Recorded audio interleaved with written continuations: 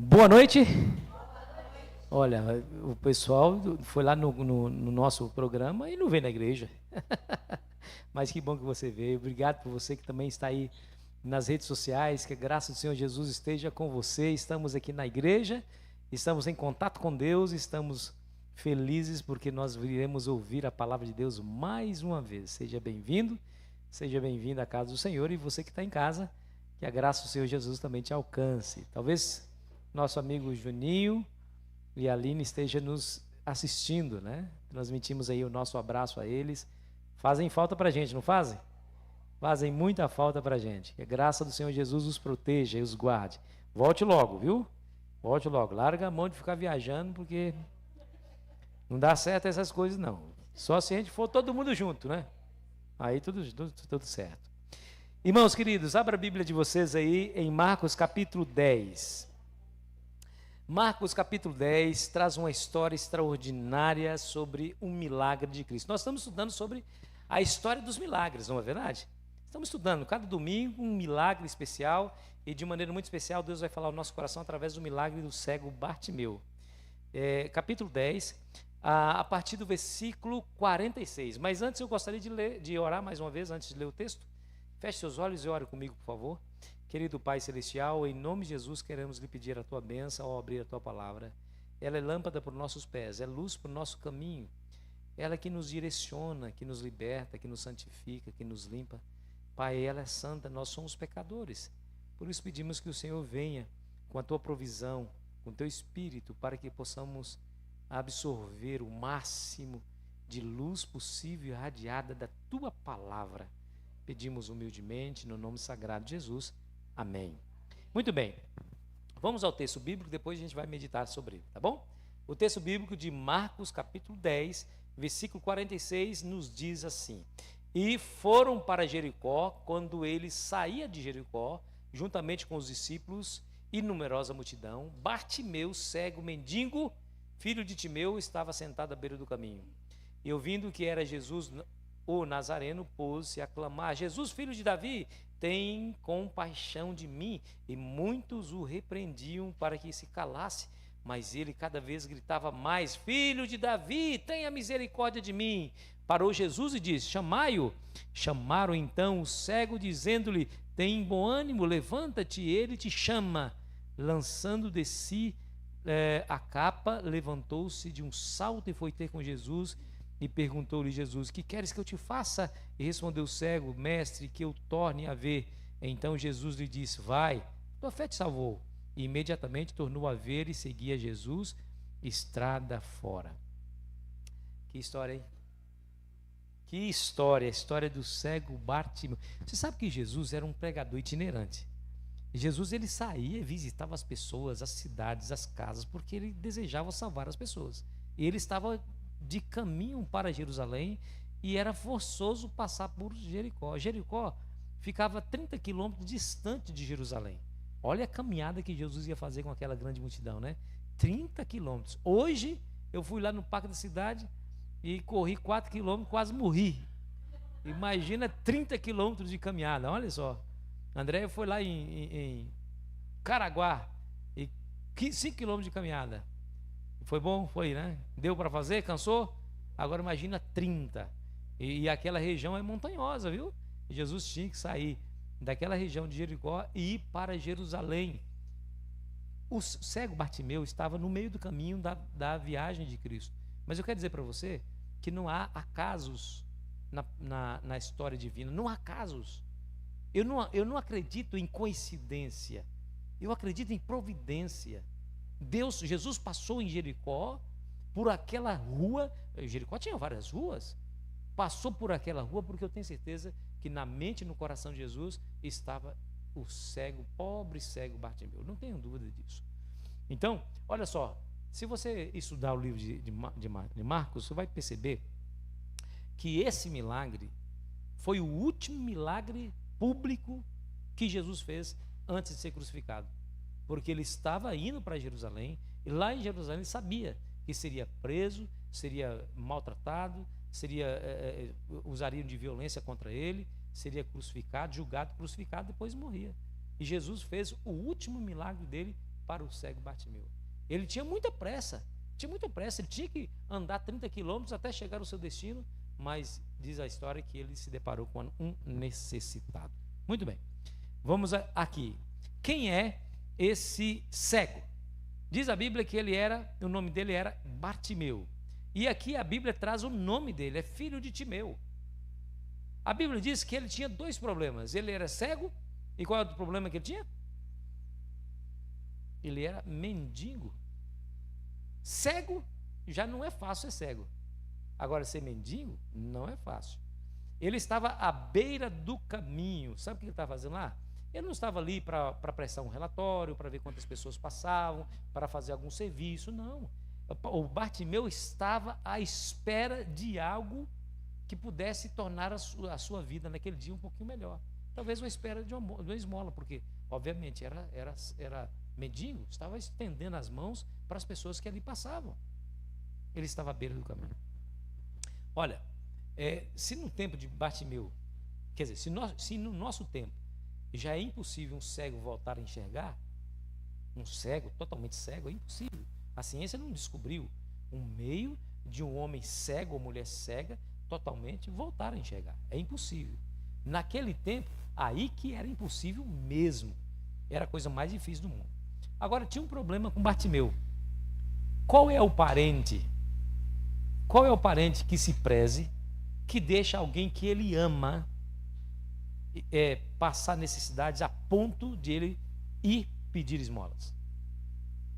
Isso quer dizer que nem mesmo os parentes de Bartimeu gostavam dele. Concorda comigo?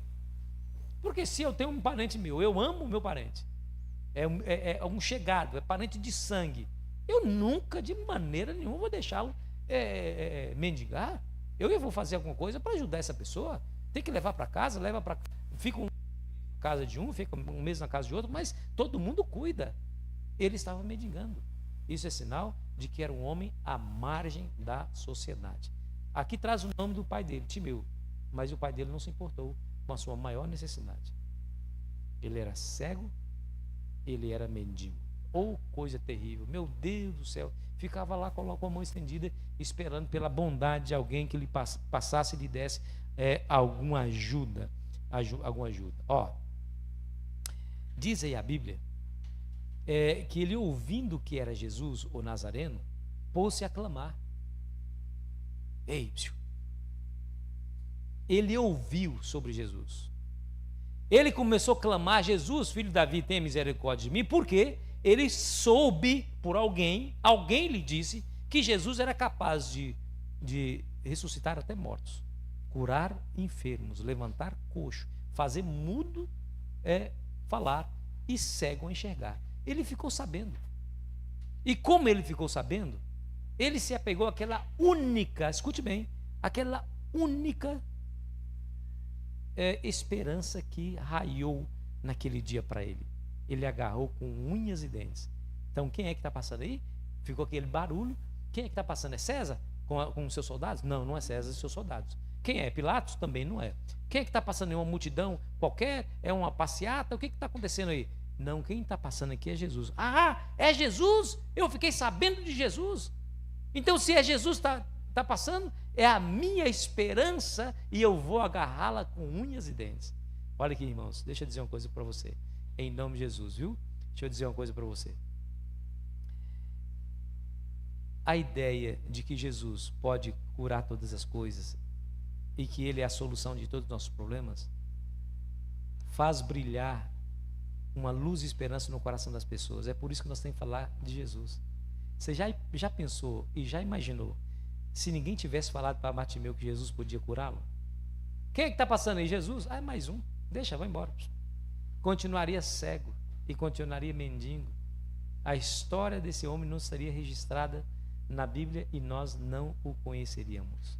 É porque alguém foi e falou de Jesus para ele, que ele, agarrando-se a essa informação preciosa de que Jesus não somente pode curar, mas também salvar, e que Jesus amava fazer aquilo, que ele se pôs a gritar e a clamar: Jesus, filho de Davi, tenha misericórdia de mim. É interessante, né? Esse homem desenvolveu fé pela pregação. Abre sua Bíblia aí, coloca o dedo aí, mas vai lá em Romanos capítulo 10, versículo 17. Coloca o dedo aí, porque depois se ler Romanos, você volta aí em Marcos capítulo 10. Mas vamos agora em Romanos capítulo 10 e o versículo 17. A palavra de Deus vai dizer assim, ó, como que a fé se desenvolve, né? Não é importante ter fé? É essencial ter fé. Mas olha como que a fé se desenvolve. Assim, a fé vem pela pregação. E a pregação pela palavra de Cristo. Então, quando a pessoa ouve a pregação da palavra de Cristo, o que está acontecendo no coração dela? Está acontecendo o nascimento de uma fé que pode levá-lo a resolver os seus problemas existenciais, físicos, momentâneos, mas o seu maior problema, que é o problema da perdição eterna. Por isso a pregação é importante. Por isso que eu e você nunca poderíamos passar por alguém sem lhe pregar a palavra, sem dizer para essa pessoa que há uma solução, que há uma esperança, que é uma luz no fim do túnel. Nós não podemos passar e deixar que as pessoas passem desapercebidas por nós.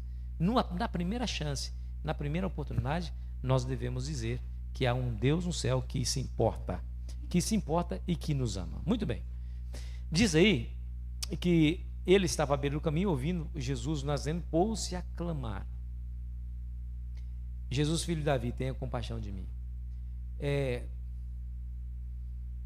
Helen Keller, escute esse nome, Helen Keller, uma mulher cega de nascença, foi quem cunhou aquela frase que você já ouviu ou você já usou. Helen Keller disse que o pior cego é aquele que não quer enxergar. O pior cego é aquele que não quer enxergar. Você sabia que esse homem cego foi o único naquela multidão que enxergou que Jesus era diferente, que ele não era somente um curandeiro, que ele não era somente um profeta, que ele não era somente um pregador de ética? Você acredita o que ele viu em Jesus? Porque ele chama Jesus de filho de Davi. Vá lá agora, coloca o dedo de novo aí em Marcos. Agora você vai lá em Mateus 22. Mateus 22, versículo 42, para você ver como que esse homem enxergou algo que ninguém estava enxergando, pelo menos naquele momento. Mateus 22, versículo 42, olha só. O que diz ali? 22, versículo 42, a palavra de Deus vai dizer assim, ó. Eu vou ler a partir do versículo 41, tá bom? 22, versículo 41 e 42. Reunindo os fariseus, interrogou-os Jesus: que pensais vós do Cristo? De quem é filho? Responderam eles: de Davi. O Cristo era filho de? E essa palavra Cristo aí, você sabe que é a palavra grega para Messias. A palavra aqui é Messias. Ou seja, os judeus entendiam que o Messias vinha da linhagem de Davi e que era chamado de seria chamado de filho de Davi. E quem era o Messias para os judeus? O Messias para os judeus é muito mais do que um pregador, é muito mais do que um curandeiro, é muito mais do que um profeta. O Messias era o libertador, o salvador, o próprio Filho de Deus que haveria de descer e libertar Israel da tirania dos seus inimigos. Os judeus, por séculos, salmodiavam no templo esperando pelo Messias. Eles clamavam nas praças públicas, nas sinagogas, nas orações, pedindo a Deus que cumprisse a sua promessa de enviar a eles o Messias. Quando Jesus apareceu, os discípulos, nem mesmo os próprios discípulos entenderam que Jesus era o Messias. Não nesse momento. Depois, mais tarde, eles compreenderam que Jesus de fato era o Messias, mas demorou. E eles não compreendiam realmente a verdadeira natureza da obra de Cristo. Quando Jesus morreu, até quando Jesus morreu, aqueles dois discípulos lá em Emaús, no caminho de Emaús, estavam tristes, cabisbaixos. Jesus apareceu para eles e eles não reconheceram que era Jesus. E eles disseram que estava no seu coração tristeza e a frustração. Olha, morreu Jesus e nós esperávamos que ele viesse e redimisse a Israel. Ou seja, até achamos que ele era o Messias, mas ele foi morto e a nossa esperança se foi. Nos enganamos, ele não era o Messias, porque o Messias haveria de vir e libertar Israel e nós esperávamos que ele libertasse. Olha que coisa. Jesus os repreendeu fortemente, disse assim: ó nécios e tardos de coração, para crer em tudo o que as Escrituras dizem. Aí, começando por Moisés, passando pelos profetas e nos Salmos, mostrou para eles o que as Escrituras falavam a seu respeito. Naquela ocasião, volta agora para Marcos, lá naquela ocasião do cego Bartimeu, meu amigo e minha amiga, somente esse homem disse: Jesus, filho de Davi, tem compaixão de mim. Tem compaixão de mim. Fala aqui para mim. A fé é o elemento essencial para que eu e você possamos ser beneficiados por Deus. Você sabe por que às vezes a gente pede as coisas e não recebemos? Porque nós duvidamos, gente. A gente pensa assim: eu vou pedir, mas eu acho que não vai acontecer.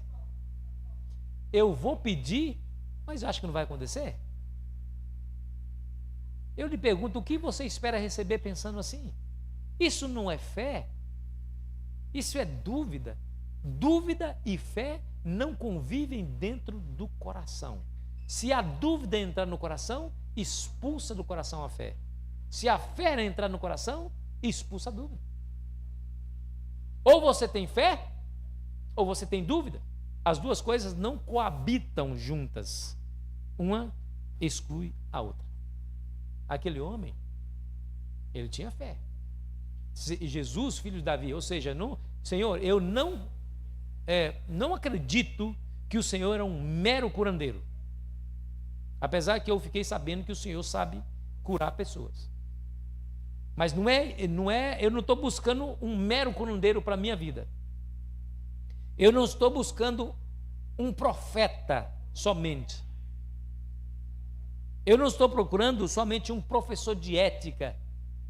Eu estou procurando o Messias, o Salvador da minha alma. Messias, filho de Davi, tenha misericórdia de mim.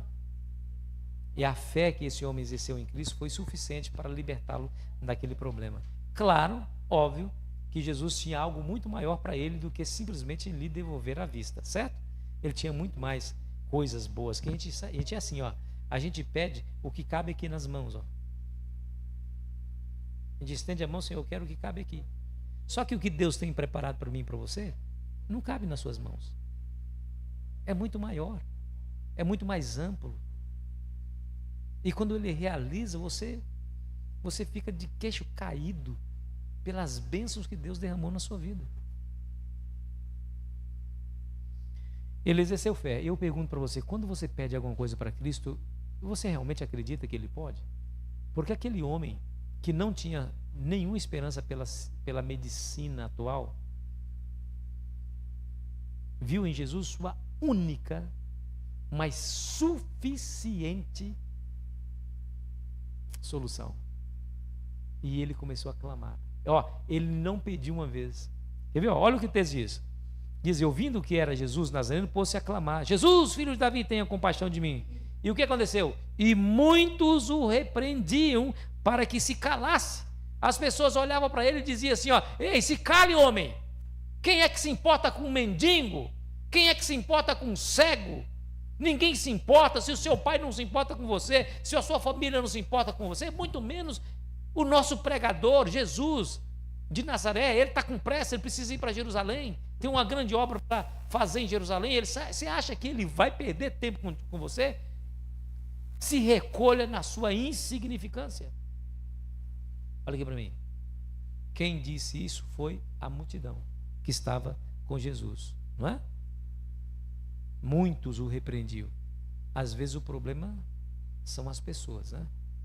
Às vezes a gente quer servir a Deus, a gente quer entregar a nossa vida a Jesus, mas a gente fica olhando e dando ouvidos para o que as pessoas têm a dizer. A gente fica com vergonha, mas o que eles vão dizer de mim se eu me entregar a Jesus? Né? Ou então as pessoas vão dizer assim: larga a mão, rapaz, você ser um cristão, para que você quer ser cristão? Cristão não bebe, cristão não frequenta determinados lugares, cristão tem uma série de regras que nos limita a liberdade, e aí eles acumulam argumentos e pós-argumentos. Às vezes a gente dá ouvidos o que a multidão tem a dizer, para o nosso próprio prejuízo. Ei, não dê ouvidos o que a multidão tem a dizer para você. Não se importe com o que as pessoas vão dizer de você por você ter entregado a Jesus a sua vida. Se importe com o que Jesus tem a dizer de você. O que Jesus tem a dizer de você? É isso que você tem que se importar. Não o que as pessoas vão dizer de você por você ter se entregado a Cristo. Talvez você esteja enfrentando alguma oposição dentro da sua própria família. Às vezes os piores inimigos são os da própria casa. Você quer servir a Deus e alguém se torna uma pedra de tropeço. Talvez seja um patrão no trabalho, não é? A gente quer servir a Cristo, o patrão vai assim: olha, infelizmente eu vou ter que mandar você embora, porque eu não posso contar com você todo o tempo, e eu preciso de você até no sábado, e você não quer, você não se dispõe, então eu não posso contar com você, então infelizmente eu preciso mandar você embora. Às vezes é um problema de colegas de trabalho também, né? Que fica perseguindo você dentro do trabalho. Eu não sei qual é o problema que você vive, mas não dê importância para o que as pessoas dizem de você. Clame a Jesus.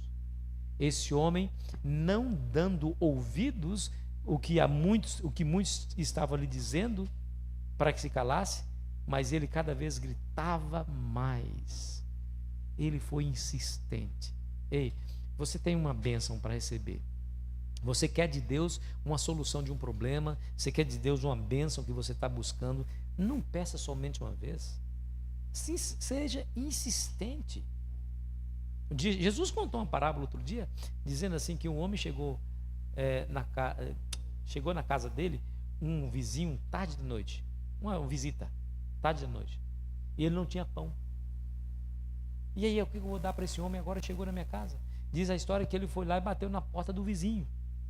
E bateu, vizinho, vizinho, ninguém saía. E ele continuou, vizinho, vizinho, vizinho, ninguém saía.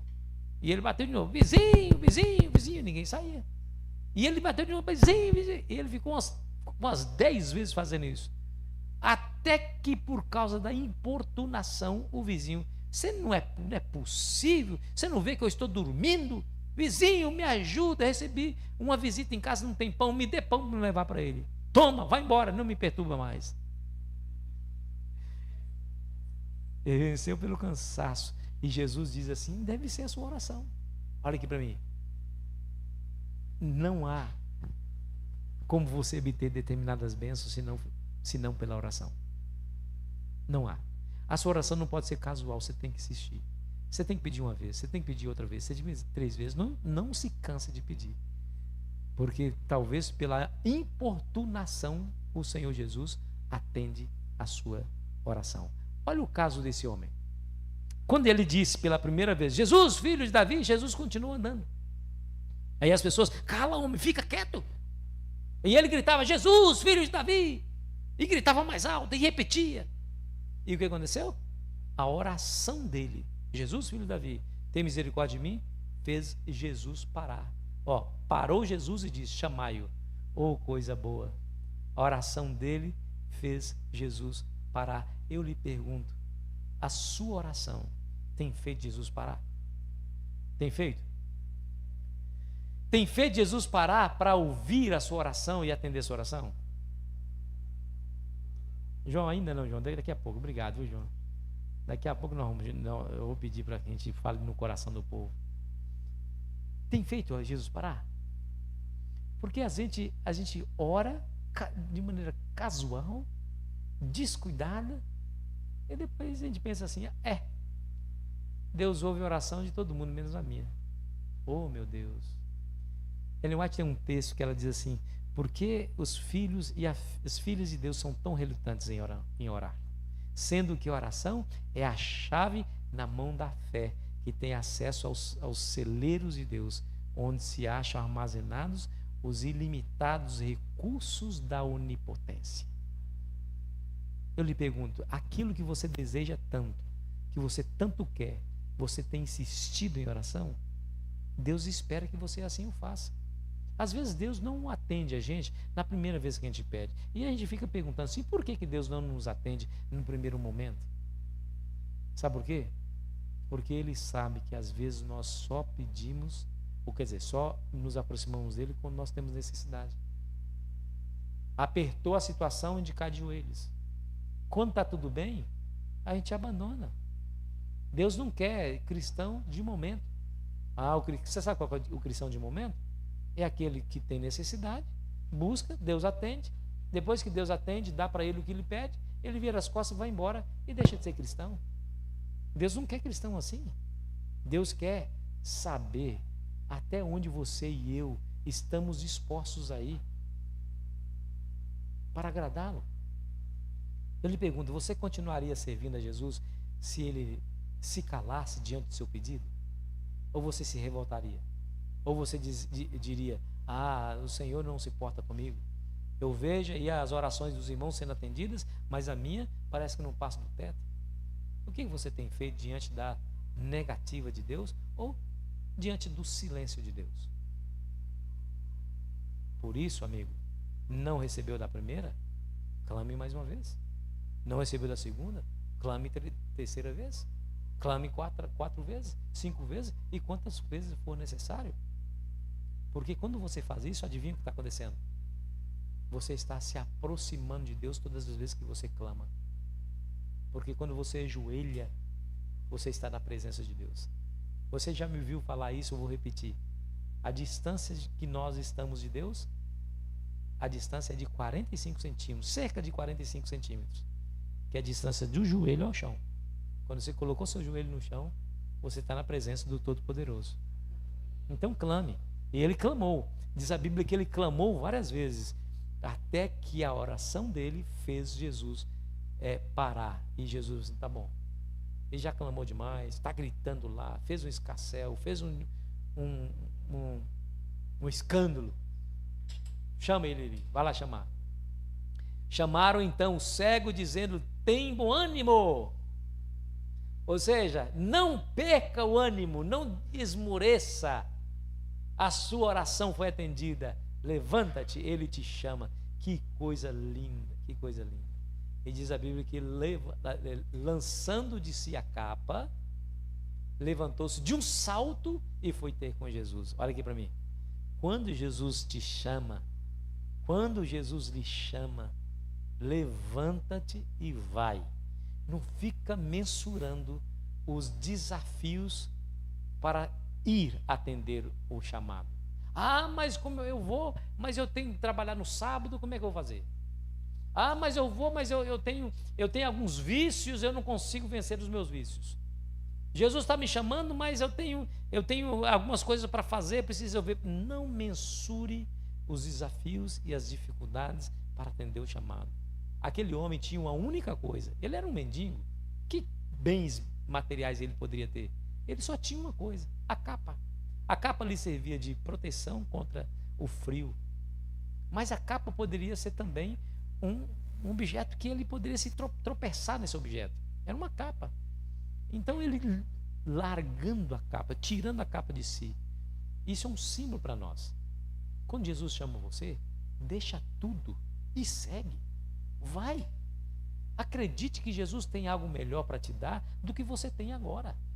Dê uma única chance para Jesus, para ele te provar o que é verdadeira felicidade.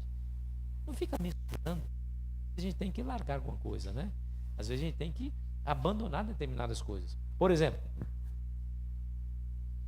às vezes você tem que abandonar um vício. Não mensure a dificuldade, abandone. Qual é a dificuldade que lhe lhe faz você pensar 2 vezes antes de atender o chamado. Atenda somente. Atenda. Tem pessoas que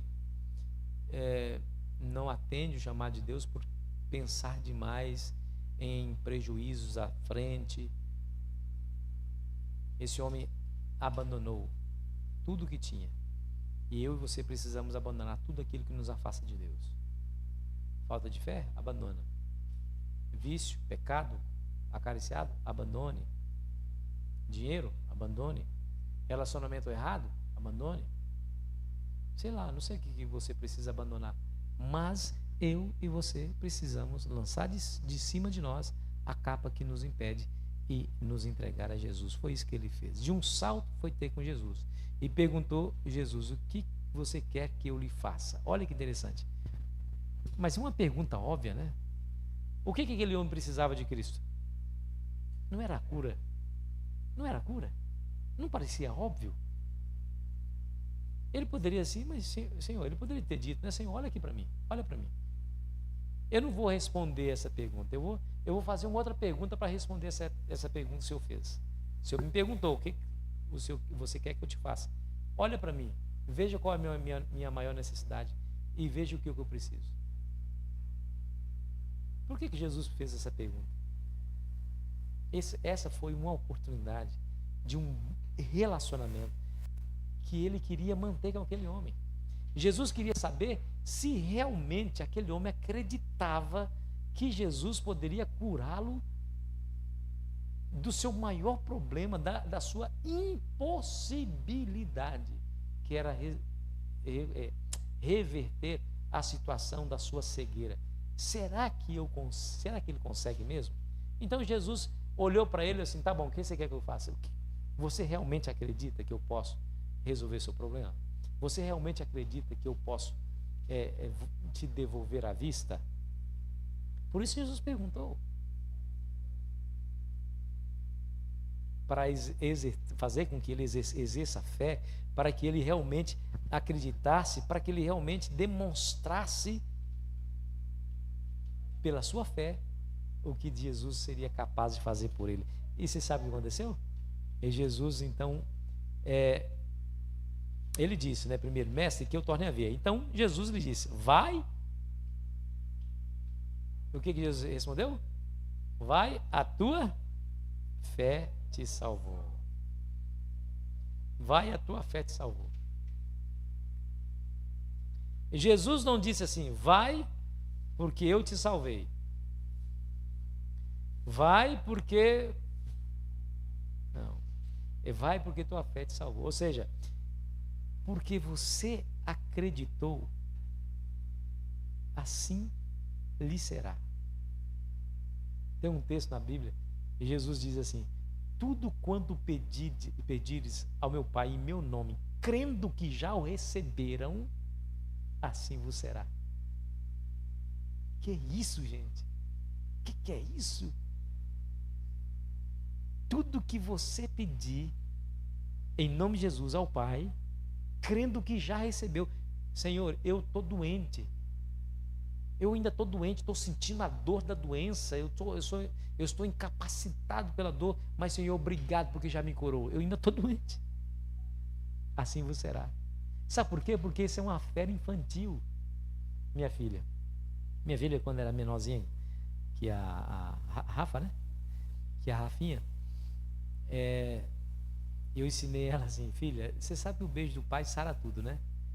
Aí ela machucava alguma parte do corpo, aí ela vinha lá correndo: papai, machuquei, beija. Eu beijava. Aí sarou, né, filha? Sarou. Papai, beijo do papai sara tudo, filha. Aí ela machucava o joelho, ele ia beijar a mão. Não, tem que beijar o joelho, papai. Foi aqui que machucou. Aí eu ia beijar o joelho. Onde quer que ela machucava, eu beijava. Aí ela cresceu, né? Cresceu.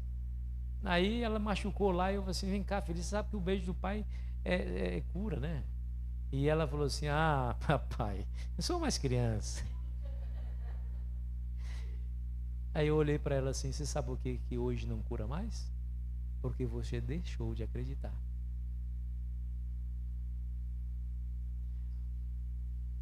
O elemento que leva à solução do problema é a fé. É a fé. Nós estamos dispostos a acreditar realmente que Jesus pode fazer alguma coisa por nós? Essa é a pergunta. Ele pode? Pode. Mas você crê? Então, se você acreditar e demonstrar, o Senhor Jesus vai falar para você a mesma coisa que ele falou para esse cego. Vá, porque tua fé não te curou. Eu fico impressionado com o texto, porque a fé diz, quer dizer, o texto diz que a fé te salvou. Ou seja, aquele homem não recebeu somente a cura física dos seus olhos, que não conseguia enxergar. Jesus curou a cegueira espiritual daquele homem e o salvou para toda a eternidade. Que coisa linda! Porque assim, a fé é o elemento essencial. Jesus disse, quer dizer, Paulo disse que nós somos salvos pela graça mediante o quê? A fé. O que é a fé? A graça nos salva. A fé é a mão que apodera-se da graça. O benefício está ali, mas você tem que ir lá e pegar. Esse ir lá e pegar é sua fé. Aí os pentecostais dizem assim: se apodere da bênção, irmão. Se apodere, receba a bênção. E eles não estão errados. Jesus disse: se você pedir qualquer coisa em meu nome, crendo que já o receberam, assim o será. Então vai lá e com a fé, que é o braço que apodera-se da bênção, receba o que Jesus preparou para você. Deixa eu contar outra história para você, da irmã Arminda. Eu coloquei o nome Arminda aqui, mas eu não sei se esse é o nome dela, viu? Eu tenho a memória fraca. Fui pastor dela há uns 12 anos atrás, lá em Andradas. Bernadette, a filha dela, a dona Arminda era uma senhora de idade, ela já falecida, mas naquela época estava com um problema muito sério no coração. Ela tinha que fazer uma cirurgia, porque o coração, uma parte do coração dela havia necrosado. Você já pensou uma parte do coração necrosado? Ou seja, estava completamente morto. Ela tinha que tirar uma parte do coração. Nunca viu um negócio desse? E aí, os médicos haviam avaliado e disse para ela e para a família que ela é uma cirurgia de alto risco e ela poderia não voltar da cirurgia. E que se eles, mesmo assim, quisessem fazer cirurgia, tinham que fazer uma assinatura lá de um contrato, alguma coisa assim. Mas se não fizesse a cirurgia, ela ia morrer de qualquer jeito. Então, a Bernadette disse: pastor, por favor, vai lá fazer uma oração pela minha mãe e fazer a unção da minha mãe, porque ela está muito ruinzinha. Eu disse: tá bom, lá. E quando eu fui, eu fiz assim. A primeira coisa que eu faço a oração em duas etapas. A primeira etapa é demonstrar para a pessoa que ela precisa exercer fé por ela mesma. Porque a unção, nós não praticamos extrema unção como a Igreja Católica, certo? A Igreja Católica pratica extrema unção para preparar a pessoa para a morte. Não é isso. A Bíblia fala que a unção, né, para ungir o doente para que ele se levante da sua doença e seja curado. Fui lá e li o texto de Tiago capítulo 5. Olha, a unção, irmã Arminda, é para levantar o doente, para lhe ser perdoados os pecados. Então, o que a senhora vai fazer? Olha, presta atenção. Todas as curas que Jesus fez, pode ler a Bíblia. Eu fui lendo a Bíblia com ela. Jesus falou no final de cada cura: vá porque tua fé te salvou ou te curou. Sempre a fé era o elemento que Jesus usava para alcançar aquela pessoa, para lhe dar a solução do seu problema. A fé. Ela exercia a fé, e porque exerceu fé, Jesus concedia a cura. Era sempre assim. Vai lá, eu li os textos. Li esse texto, li o texto daquela mulher com fluxo de sangue, 12 anos. Jesus falou a mesma coisa para ela. Li de outros cegos foram curados. Dona Mina, a senhora precisa agora, primeiro, confessar seus pecados, pedir perdão a Deus. E segundo, pedir a senhora a cura.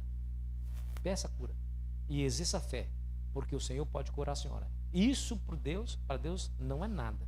A medicina não tem muito o que fazer, mas para Deus isso não é nada. A senhora acredita? Eu sim, acredito, pastor. Então, essa noite, a senhora vai orar. Amanhã eu volto para fazer a sua unção. Tá bom? Combinado? Combinado. Aí eu orei com ela, abençoei e fui embora. No outro dia eu fui lá e fiz a unção dela e fui embora depois. Uma semana depois ela ia fazer a cirurgia, né? Aí, passado o tempo da cirurgia, Bernadette me liga. Eu estava fazendo uma visita para o irmão João Ferraz, lembro como se fosse hoje. Estava lá na casa dele e aí recebo a ligação da Bernadette. A Bernadette emocionadíssima no telefone. Pastor, chorando, emocionada. Pastor, gostaria de agradecer o Senhor. Vamos agradecer pelo quê? Porque o Senhor fez a oração e Deus curou a minha mãe. A minha mãe acabou de sair do pré-operatório, fez os exames para saber como é que estava o coração dela, e os médicos disseram que o coração dela está novo em folha, não tem nenhum problema, não tem nenhuma parte necrosada mais. Obrigado, pastor, porque sua oração curou a minha mãe. Eu falei assim, eu curei a tua mãe? De jeito nenhum. Foi a tua mãe que exerceu fé, foi ela que pediu. A única coisa que eu fiz mostrar o caminho, ela andou pelo caminho. E ela viveu muitos anos ainda. E depois, agora recentemente, eu fiquei sabendo que ela morreu, que já era velhinha já. Queridos, a fé é o elemento que Deus espera para nos dar aquilo que precisamos. Você acredita realmente que Deus pode fazer por você aquilo que você era impossível de fazer por si mesmo? Pois muito bem, acredite que Ele tem maravilhosas coisas para te dar, viu? E aí a Bíblia diz assim, ó, vá porque fé te salvou. Imediatamente tornou a ver e seguia a Jesus estrada afora. Aí chegamos ao fim, né, João? Chegamos ao fim. Olha aqui, olha, deixa eu dizer uma coisa para você. Aquele homem não via, não enxergava, né? Quando Jesus estava na frente dele. O que você quer que eu te faça? Que eu volte a ver. Ele estava assim, ó, na frente de Jesus. Que eu volte a ver Jesus. Ele não sabia onde Jesus estava, mas ele tinha a impressão que Jesus estava ali na sua frente por causa da... Ele ouvia a voz de Jesus. Jesus está aqui. Sem enxergar nada. Aí, Jesus falou assim, tá bom, volte a ver. Abre os olhos, homem. Ele abriu os olhos. E adivinha quem ele viu primeiro? Eita, que visão maravilhosa, hein? Você vê Jesus, a face amável de Cristo. Quando você olha para Cristo, você vê um semblante de paz, não é verdade? Um semblante de paz. Você consegue sentir um amor ao olhar para Jesus somente. Você olha para Jesus e vê nos olhos de Cristo, sabe o quê? Um olhar de aceitação. Ele olha para você, mesmo sabendo quem você é, ele olha com você com um olhar de amor, com um olhar de pai para com o filho, um olhar de pai para com a filha. Ele diz assim, você é especial para mim. Só você acreditar. Que benefício, que privilégio, que bênção aquele homem recebeu quando ele abriu os olhos e a primeira coisa que ele viu foi a face maravilhosa de Cristo. Você precisa de uma bênção e não precisa? Eu também preciso de uma bênção na minha vida. Mas nós temos que ir até Jesus. Temos que acreditar que Ele pode todas as coisas. Se você acreditar, se você tiver fé, vai ser possível. Vai ser possível. Pode ser que não seja na hora que você está pedindo, porque aquele homem também não recebeu na hora. Ele teve que gritar, ele teve que insistir, ele teve que ir um pouquinho mais adiante, ele teve que andar mais uma milha, ele teve que fazer mais uma oração. Pode ser que não seja no momento que você pede, mas se você acreditar de fato, se a minha filha acreditasse de fato, toda vez que eu a beijasse, ela se curaria. As coisas acontecem por causa da fé. Exerça a fé em Jesus, tá bom? Aquele homem saiu vendo a solução do seu problema foi lhe dada. Ele deixaria de ser mendigo porque agora ele teria condições de trabalhar, não é? Só que olha o que ele fez. O texto diz aí que depois que Jesus diz vá porque tua fé te salvou, imediatamente ele tornou a ver e seguia Jesus estrada fora.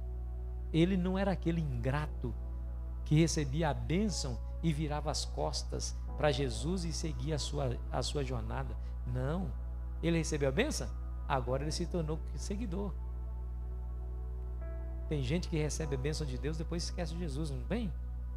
Tem. Você e eu não podemos fazer isso. Recebeu a bênção? Segue Jesus. Jesus, ele quer não somente resolver os seus problemas casuais. Jesus quer muito mais do que isso. Se você seguir a Jesus, adivinha o que vai acontecer? O maior de todos os problemas lhe será resolvido, que é justamente te devolver a vida eterna que o pecado lhe tirou. Quantos nessa noite gostariam de pedir a Jesus: Senhor, eu quero que o Senhor me abençoe, mas eu quero te servir por todos os dias. Eita, coisa boa. Que a graça do Senhor Jesus esteja sobre nós. É o meu sincero desejo e oração em nome de Jesus. Amém.